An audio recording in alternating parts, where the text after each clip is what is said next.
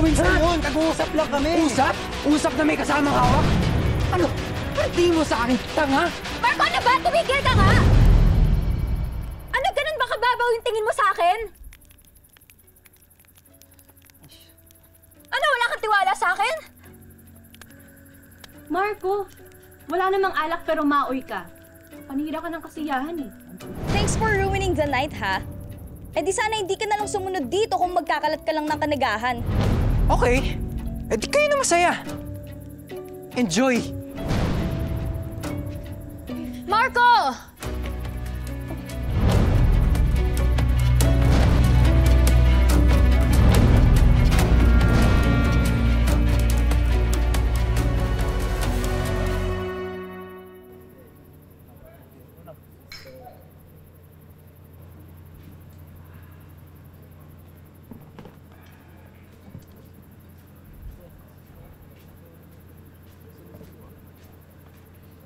Sir, naliligaw ho ata kayo. Papahangin lang. Sir, baka gusto mong sumat muna. Yun. Para makalimutan mo kung sino man yung iniisip mo.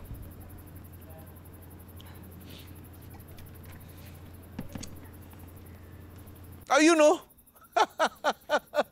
Kung makasita ka sa pag-inom ko, akala mo kung sinong santo. Ikaw din pala. Like father, like son. Good job!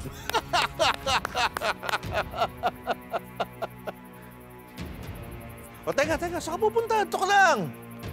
Huwag mo akong tatalikuran, huwag kang bastos. Una, pinayagan ba kita sa outing na to? Ano sabi ko sa'yo? Pumunta ka na Maynila, sundin ng nanay mo. Ano ginawa mo? Nandito ka. Inutil ka talaga. Ako ang inutil? Sino ba dito ang walang silbi sa buhay, ha?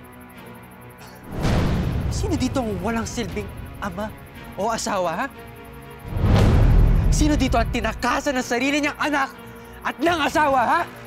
Di ba kayo? Di na babalikin si mama pa. Pati na si kuya kung hindi kayo magtitino. Ako na lang yung natitirin yung pamilya ba? Ako na lang. At kahit ako, sukong-suko na rin! Ano sabi mo? Sir, Ha? sir. Lumayo ka, dadamay kita! Upo! Pa! Ha? Ano sabi mo? Ulitin mo! Ulitin mo! Tama na po, please. Bitawan niyo na po dito, Brett.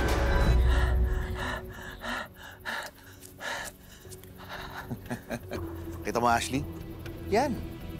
Yan ang ugali ng inutil mong boyfriend.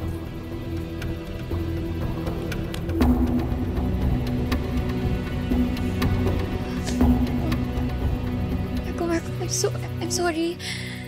I'm sorry, hindi ko na kasi alam kung ano nangyayari sa'yo, kaya tinawagan ko si Papa mo. Sorry talaga.